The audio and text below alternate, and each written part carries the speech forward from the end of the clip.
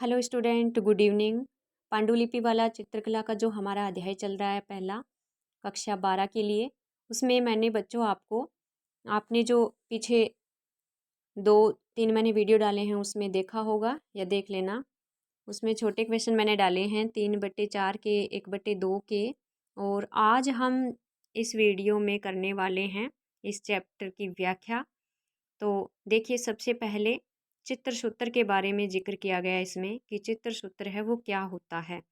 तो चित्र सूत्र जो विष्णु धर्मोत्तर पुराण, प्राचीन जो पुराण है उसका एक चैप्टर है, उसका एक अध्याय है, तीसरा खंड है उसका।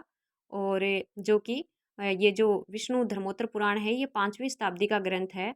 और इसका तीसरा अध्याय है, उसका नाम है चित्र सूत्र ग्रंथ। एक बात तो आपको ये याद रखनी है कि विष्णु धर्मोत्तर पुराण जो कि 5वीं शताब्दी का ग्रंथ है और उसका जो तीसरा अध्याय है वो चित्र सूत्र है। अगर ऐसा पूछ लिया जाए कि चित्र सूत्र है वो विष्णु धर्मोत्तर पुराण का कौन सा अध्याय है, तो तीसरा अध्याय है, ऐसे आप ध्यान में रखोगे। और फिर देखिए, इसमें ये पूछा गया है, आगे ये जिक्र किया गया है कि तीसरा खंड है। फिर आगे देखिए, इस अध्याय में चित्रकला के सिद्धांतों का वर्णन किया गया है। ये जो चित्र सूत्र अध्याय है विष्णु धर्मोत्तर पुराण का तीसरा अध्याय, इसमें चित्रकला के सिद्धांतों का वर्णन किया गया है। मतलब चित्रकला के सिद्धांत होते हैं, उन्हीं सिद्धांतों का पालन करते हुए कलाकार है वो एक श्रेष्ठ कृति का निर्माण करता है। तो प्राचीन समय के जो कलाकार है ना, उनके लिए ये चित्र सूत्र अध्याय बहुत ज़्यादा फायदेमंद रहा था, क्योंकि इसके सिद्धांतों को पढ़ करके और फिर कलाकार है वो अपनी कलाकृतियों को बनाते थे। तो ये प्राचीन समय का एक कला का स्रोत बन गया था। प्राचीन समय में चित्रकला का एक आधार बन गया था, महत्वपूर्ण आधार बन गया था कलाकारों के लिए। कलाकार इस इनके सिद्धांतों को पढ़ करके और फिर अपनी कला में उनका उपयोग करते थे। तो कला के जो अंग होते हैं जैसे रूप, भेद, प्रमाण, अनुपात, भाव, लावण्य, योजना, सदृश्य, वर्णिका, भंग, ये कला के तत्व होते हैं, रूप होते हैं। तो इन सभी का जिक्र किया गया था इस चित्र सूत्र में। उदाहरणों सहित ये सारे समझाए गए थे, इन सब का विस्तारित रूप था। और इनका प्रयोग फिर कलाकार हैं वो पढ़ करके और इनका प्रयोग है वो करते थे। तो वर्णिका भंग होता है, प्रमाण होता ही है, आकृति का जो प्रमाण होता है, अनुपात होता है, लंबाई चौड़ाई का जो भाव होते हैं कि चित्रों में किस प्रकार के भाव आने चाहिए उनके सिचुएशन के आधार पर, परिस्थितियों के अनुसार। लावण्य योजना मतलब उनका चित्र का बाहरी सौंदर्य कैसा होना चाहिए। वर्णिका भंग में आ जाए जैसे रंगों का चित्र में किस प्रकार से उपयोग करना चाहिए, कहाँ ज़्यादा लगाना चाहिए, कहाँ कम, हल्का, गहरा, छाया, प्रकाश, ये वर्णिका भंग में आ जाएगा। तो इस प्रकार से जो कला के तत्व हैं उनको विस्तार से इस चित्र सूत्र अध्ययन में समझाया गया था। तो आपको स्पेशली ये याद रखना है कि चित्र सूत्र अध्ययन है उसमें चित्र सूत्र में अध्याय में कला के सिद्धांतों का वर्णन किया गया था और कलाकार इन सिद्धांतों को पढ़ करके और कला में आजमाते थे, कला में इनका उपयोग करते थे। इसलिए प्राचीन समय में चित्र सूत्र जो अध्याय है वो कला का एक आधार बन गया था, चित्रकला का एक स्रोत बन गया था। ठीक है। और विष्णु धर्मोत्तर पुराण का तीसरा अध्याय है, ये आपको ध्यान में रखना ही है। ठीक है। और देखिए, कलाकारों ने इन सिद्धांतों को अच्छे से पढ़ा, इन सिद्धांतों को समझा और फिर इन सिद्धांतों का अनुसरण किया और कई शताब्दियों तक ये काम है वो होता रहा था। और इस प्रकार चित्र सूत्र जो अध्याय है वो चित्रकला का एक आधार बन गया था। ठीक है, विभिन्न तरीकों का आधार बन गया था, मतलब अलग अलग प्रकार के तरीके इसमें कला के बारे में बताया गया था। तो चित्र सूत्र अध्ययन है वो आपको याद हो जाएगा एक बार में ही। चित्र सूत्र अध्ययन विष्णु धर्मोत्तर पुराण का तीसरा अध्याय। अब नेक्स्ट देखिए, इसमें पांडुलिपि चित्रकला। तो पांडुलिपि चित्रकला में चित्रों के उस बड़े भाग को उद्धृत किया जाता था जब वे चित्र जैसे महाकाव्य, विभिन्न सिद्धांतों, साहित्य, कविताओं, संगीत के हस्तलिखित पाठों से लिए गए कवि की कविताएं या गीतों को चित्रों के रूप में अनुवादित किया जाता था। मतलब इन अनुवाद के साथ साथ इनको लिखा भी जाता था, चित्रित भी किया जाता था। तो उस चित्र ये चित्र हैं वो चित्र के सबसे ऊपरी भाग में इसको लिखा जाता था। मनुस्क्रिप्ट जैसे पांडुलिपि मतलब हस्तलिपि, हाथ से लिखा हुआ। ठीक है। और एक बॉक्स जैसे भाग में इसको सीमांकित करते हुए और कविता की उस शब्दावली को सुंदर हस्तलिपि में दर्शाया जाता था। हस्तलिपि में हाथ से लिखी हुई लिपि। तो इनका जो सही रूप है उनकी व्याख्या के साथ साथ इसको लिखा भी जाता था, चित्रित भी किया जाता था और उससे कहा जाता था पांडुलिपि। कभी कभी ये लिखित शब्दावली कलाकारी या चित्र के सामने न लिख करके और उस पृष्ठ भाग में भी लिखी जाती थी। तो मेन जो पृष्ठ भाग होता था उसमें भी ये लिखी जाती, जैसे मेन भाग होता है उसका कोलफन होता है, तो वहाँ पर भी इनको लिखा जाता था पांडुलिपियों को। और कहीं कभी कभी उन जो कहानियाँ, जो महाकाव्यों से जो कहानियाँ ली जाती थी साहित्यों से, उन कहानियों के ऊपर भी लिखा जाता था, कभी कभी इनको कहानियों के नीचे भी लिखा जाता था। पांडुलिपि के प्रत्येक समूह को फिर कपड़े के एक टुकड़े में समेट करके और जो संरक्षक होता था, राजा महाराजा जो भी उस समय, और उनके द्वारा जो पुस्तकालय बनाए जाते थे वहाँ पर एक बंडल के रूप में इनको रखा जाता था। प्राचीन जो पुस्तकालय हैं उन पुस्तकालयों में आज भी ये पांडुलिपियाँ हैं वो सुरक्षित रखी गई हैं। फिर देखिए, भारत के दो क्षेत्रों में पांडुलिपियों का विकास होता था। तो देखिए, एक तो पश्चिमी क्षेत्र गुजरात और राजस्थान के दक्षिणी भाग और मध्य भारत के पश्चिम भाग में, और दूसरा पूर्वी क्षेत्र में पाल शासकों द्वारा, जैसे नालंदा विश्वविद्यालय और विक्रमशिला मठ में इस कला की परंपरा विद्यमान थी। तो भारत में दो क्षेत्र बताए गए हैं, पश्चिम क्षेत्र में गुजरात राजस्थान के दक्षिण भाग में और मध्य भारत के पश्चिम भाग में, और पूर्वी क्षेत्र में पाल शासकों द्वारा और नालंदा विश्वविद्यालय और विक्रमशिला मठों में इन पांडुलिपियों का चित्रण परंपरा है वो विद्यमान थी। बहुत ज़्यादा इनका चित्रण हुआ था। फिर देखिए, तो ये हमारा हो गया पांडुलिपि का भी कंप्लीट। कोलफन पृष्ठ क्या है, मैंने छोटे क्वेश्चन है उनमें आपको बताया भी है कि कोलफन पृष्ठ है वो क्या होता है। कोलफन पृष्ठ तो पांडुलिपियों का जब समूह होता था, जो पांडुलिपि होती थी, उसका सबसे महत्वपूर्ण पृष्ठ मैंने आपको बताया था कोलफन होता था, जिसपे उस संरक्षक का, यानी किस राजा ने इस पांडुलिपि को चित्रित करवाया है, उस राजा का नाम वगैरह, कलाकार का विवरण होता था, उसके कार्य पूर्ण होने की तिथि, स्थान, सभी मतलब जानकारी, सभी प्रकार का जो विवरण है उस कोलफन पृष्ठ पे लिखा जाता था। ये ध्यान में रखोगे कि कोलफन का क्या काम होता था पांडुलिपि में। तो सबसे महत्वपूर्ण पृष्ठ होता था कोलफन, जिसके ऊपर पूरा का पूरा विवरण है वो लिखा। जैसे आजकल जो पुस्तकें आती है उनका जो मेन पृष्ठ होता है उसके ऊपर जो लेखक की और जो सभी जानकारियाँ दी जाती है, उसी प्रकार से पांडुलिपियों का भी ये मेन पृष्ठ होता था सबसे ऊपरी। और इसके ऊपर उस समय राजा महाराजा चित्रित करवाते थे इन पांडुलिपियों को, तो राजा महाराजाओं का विवरण होता था, कलाकार का होता था, कौन सा मतलब संगठन है वहाँ पर ये चित्रित हुई है, कार्य के पूर्ण होने की तिथि, मतलब सभी प्रकार का विवरण है वो कोलफन पृष्ठ के ऊपर दिया जाता था। तो आज भी ये समय के प्रकोपों के कारण कोलफन के जो पृष्ठ हैं वो गुम हो गए हैं, और इन गुम हो चुके कला पृष्ठों को वहाँ के संगठनों ने फिर से इनको उसी आधार पर बनाने की कोशिश भी फिर से की है। और इन चित्रों को गलत तरीके से रखने से या फिर कोई और वजह, जैसे आग है, नमी है, इन इस प्रकार की कुछ जो विपदाएं हैं उनके कारण ये संवेदनशील बन गए, मतलब अपनी जो स्थिति थी उस स्थिति में ये नहीं रहे हैं, समय के थपेड़ों से इनके ऊपर प्रभाव पड़ा है।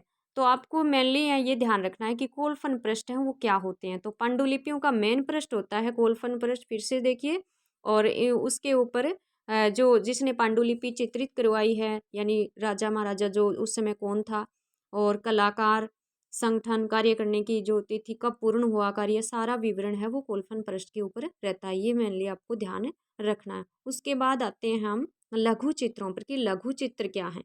तो लघु चित्र है ना, ये नाम से ही स्पष्ट हो रहा है, लघु चित्रों का नाम से स्पष्ट हो रहा है कि लघु चित्र, लघु का मतलब छोटा, चित्रों का छोटा स्वरूप। तो मध्यकालीन युग में चित्रकला के एक सामान्य नाम, चित्रकला ने एक सामान्य नाम प्राप्त किया, यानी लघु चित्र। छोटे छोटे चित्र बनाए जाने लगे थे, छोटे छोटे। इन चित्रों का काफ़ी फायदा था, क्योंकि अपने छोटे रूप में होने के कारण इनको लघु चित्र कहा गया। छोटी आकृति होने के कारण इन चित्रों को हाथ में लेकर के और निकट से देखा जा सकता था, क्योंकि ये आकार में छोटे होते थे।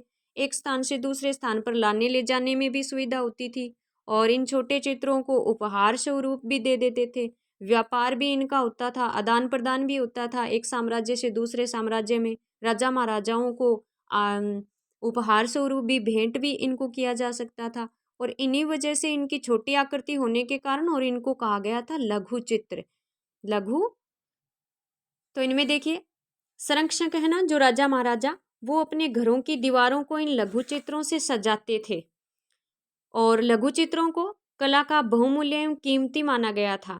कला का बहुमूल्य एवं कीमती पार्ट लघु चित्रों को माना गया था, क्योंकि लघु चित्रों की वजह से काफ़ी सुविधाएं मिल गई थी। एक स्थान से दूसरे स्थान पर लाने ले जाने में सुविधाएं, उपहार स्वरूप दे सकते थे, अपने घरों में शोभा बढ़ाने के लिए, सजाने के लिए इनका उपयोग होने लगा था। और इस तरह से इनका प्रयोग है वो किया जाता था। और फिर आगे देखिए, लघु चित्रों को जो राजकुमारियों को उनके विवाह के समय, दहेज के समय उपहार में भी दिया जाता था, ये भी ध्यान में रखोगे। राजाओं, मैंने पहले जैसे आपको बताया, राजाओं और दरबारियों को उपहार के रूप में भी इन लघु चित्रों का आदान प्रदान किया जाता था। इन चित्रों का व्यापार भी होता था। और कुछ उदाहरण ऐसे मिले हैं, जैसे मेवाड़ के चित्र हैं वो बूंदी राज्य में प्राप्त हुए हैं, बूंदी राज्य के चित्र हैं वो मेवाड़ राज्य में प्राप्त हुए हैं। तो ये सिद्ध होता है कि राजा महाराजाओं, मतलब एक साम्राज्य जैसे दूसरे साम्राज्य में इन चित्रों का आदान प्रदान भी होता था, क्योंकि ये लघु थे, छोटी आकृतियां थी, लाने ले जाने में सुविधा रहती थी। तो इस प्रकार से लघु चित्रों के बारे में सारी जानकारी है वो प्राप्त होती है। तो ये ध्यान में रखना है लघु चित्रों के बारे में कि लघु चित्र हैं वो आकार में छोटे होते हैं, इस वजह से इनको लघु चित्र कहा जाता है। और लघु चित्रों की कुछ सुविधाएं भी उस समय के लोगों को मिल गई थी। संरक्षक है वो अपने घरों में सजाने के लिए इनको काम में लेने लगे। आदान प्रदान में, राजकुमारियों के विवाह में, दहेज में भी इन उपहार स्वरूप दिया जाने लगा। राजाओं दरबारियों के मध्य उपहार के रूप में भी साझा किए जाने लगे। और एक साम्राज्य से दूसरे साम्राज्य में लाने ले जाने में भी कोई दिक्कत नहीं होती थी। तो इस प्रकार इनका प्रयोग किया जाता था। और इस लघु चित्र है वो इस तरह से हम समझ सकते हैं लघु चित्रों को। फिर आगे देखिए, पश्चिम भारतीय चित्र शैली। मैंने छोटे जो क्वेश्चन कराए उसमें एक क्वेश्चन मैंने डाला था कि पश्चिम भारतीय शैली का उद्भव है वो किस स्थिति में हुआ था, किस प्रकार हुआ था। वो छोटा था। और इसका देखिए, चित्रकला के कार्य जो कि भारत के पश्चिम भाग में बड़े रूप में विकसित हुए, उसमें पश्चिम भारतीय चित्र शैली का प्रमुख केंद्र गुजरात था। अन्य केंद्र भी थे उस समय, राजस्थान का दक्षिणी भाग, मध्य भारत का पश्चिम भाग, ये भी शामिल थे। लेकिन जो गुजरात के कुछ प्रमुख बंदरगाह हैं वो यहाँ थे। तो उन बंदरगाहों को के इन क्षेत्रों से गुजरने वाले जो व्यवसायी हैं, व्यवसायिक जो मार्ग हैं, उनका एक जाल सा था यहाँ, मतलब व्यवसायिक मार्गों का जाल सा था। और जिससे क्या होता था, व्यवसाय होता था। और जिससे वहाँ के जो स्थानीय सरदार हैं, शक्तिशाली जो राजा थे, स्थानीय सरदार थे, शक्तिशाली सौदागर थे, व्यापारी, व्यापार करके और धन अर्जित करके और उन्होंने अपनी समृद्धि बढ़ा ली थी। और अपनी समृद्धि के कारण वहाँ की कला के वो संरक्षण बन गए थे। ठीक है। तो जो संरक्षक बने थे, उनमें जो व्यापारी वर्ग था, उनमें उन व्यापारी वर्गों में सबसे मुख्य जैन समुदाय था। सबसे मुख्य समुदाय था जैन समुदाय, जो सबका प्रतिनिधित्व करता बन गया था। और इसलिए यह जैन समुदाय है, इसने जैन कला का विकास किया था। और इसी के परिणाम स्वरूप जैन शैली का उद्भव हुआ था। तो जो व्यापारिक संगठन थे उसमें सबसे शक्तिशाली जैन संरक्षक थे, और वो बन गए थे, जैन कला के संरक्षक बन गए थे। और जैन चित्र शैली का उद्भव हुआ था इस प्रकार से। तो जो जैन चित्र शैली है, पश्चिम भारतीय चित्रकला के वे भाग जो जैन विषय वस्तु और हस्तलिपि का चित्रण करते थे, उसे जैन चित्र शैली के नाम से जाना जाता है। यहाँ आपको ध्यान में रखना है कि जैन चित्र शैली किससे कहते हैं। जैन चित्र शैली, अगर छोटा क्वेश्चन आ जाए जैन चित्र शैली, तो पश्चिमी भारतीय चित्रकला के वे भाग जो जैन विषय वस्तु और हस्तलिपि का चित्रण करते थे, उसे जैन चित्र शैली के नाम से जाना जाता है। और जैन चित्रों को बढ़ावा भी मिला, क्योंकि जैन समुदाय है ना, उसमें शास्त्र दान का प्रचलन था। शास्त्र दान होता है पुस्तकों का दान करना, पुस्तकों का दान करना। तो इससे क्या हुआ, इसको बढ़ावा भी मिला था। वो शास्त्र दान करते थे, फिर इनकी बहुत ज़्यादा प्रशंसाएं होती थी और इनके नाम हैं वो प्रसिद्ध हो जाते थे। इसलिए शास्त्र दान का प्रचलन है वो जैन समुदाय में बहुत ज़्यादा था। तो यहाँ पर एक बात तो नॉर्मल सी है, लेकिन एक छोटा क्वेश्चन यहाँ पे भी बनेगा कि वह कौन सा समुदाय है जिसमें शास्त्र दान का प्रचलन था, जिसमें शास्त्र दान का प्रचलन था। तो जैन समुदाय में शास्त्र दान का प्रचलन था। जैन समुदाय में शास्त्र दान यानी पुस्तकों को दान में दिया जाता था, पुस्तकें दान की जाती थी। ठीक है। फिर देखिए जैन परंपरा में भी कुछ प्रमुख चित्र हैं वो चित्रित हुए थे, तो उनके बारे में भी हम वर्णन करेंगे। और पहले जान लेते हैं हम इन जैन परंपरा के जो प्रमुख ग्रंथ हैं उनके नाम। तो कल्पसूत्र, कालकाचार्य कथा, संग्रहणी सूत्र, उत्तर ध्यान सूत्र। तो यहाँ पे देखिए प्रश्न ये बन सकता है कि जैन परंपरा के किन्हीं दो प्रमुख ग्रंथों के नाम लिखिए। तो जैन परंपरा के प्रमुख ग्रंथों के नाम दो के पूछ ले या चार के पूछ ले, ये चार दिए गए हैं हमारे अध्याय में। तो पहला कल्पसूत्र है, दूसरा कालकाचार्य कथा है, और तीसरा संग्रहणी सूत्र है, और चौथा उत्तर ध्यान है। अब इन चारों में हम अलग अलग से पढ़ेंगे कि कल्पसूत्र में क्या होता था, कालकाचार्य कथा क्या है और जो जैन परंपरा की है, और संग्रहणी सूत्र ग्रंथ है वो क्या है, उत्तर ध्यान है वो क्या है। तो ये जैन परंपरा के प्रमुख चार ग्रंथ हैं। इनमें से अगर दो का नाम पूछ ले या फिर इन ग्रंथों का नाम दे के पूछ लेंगे, जैसे कल्प सूत्र दे दिया तो पूछ ले कौन सी परंपरा का ग्रंथ है, तो जैन परंपरा का है, आपको ये ध्यान में रखना है, जैन परंपरा का। तो इस प्रकार से ये जैन परंपरा के ग्रंथ हैं। ठीक है, जैन परंपरा के प्रमुख ग्रंथ। कैसे भी करके छोटा अगर क्वेश्चन इनमें से पूछे, अगर आप ये सारी थ्योरी पढ़ोगे, ये सारे नोट्स पढ़ोगे, तो छोटे जो क्वेश्चन हैं वो भी आपके क्लियर हो जाएंगे। अब इनका जो वर्णन है, कल्प सूत्र, कालकाचार्य, संग्रहणी सूत्र, उत्तर ध्यान सूत्र, इनका थोड़ा थोड़ा विवरण हम पढ़ेंगे नेक्स्ट वीडियो में। ये नेक्स्ट वीडियो आपको कल मिल जाएगा। और ये जो आज मैंने व्याख्या की है ये आपके लिए बहुत ज़्यादा सहयोग करेगी और आपको पूरा चैप्टर है वो समझ आ जाएगा, क्लियर हो जाएगा। और अगर आपको ये वीडियो अच्छा लगे तो आप सब्सक्राइब करना और इसको आगे भी शेयर करना ताकि बहुत सारे विद्यार्थी हैं उनको फ़ायदा मिल सके। धन्यवाद।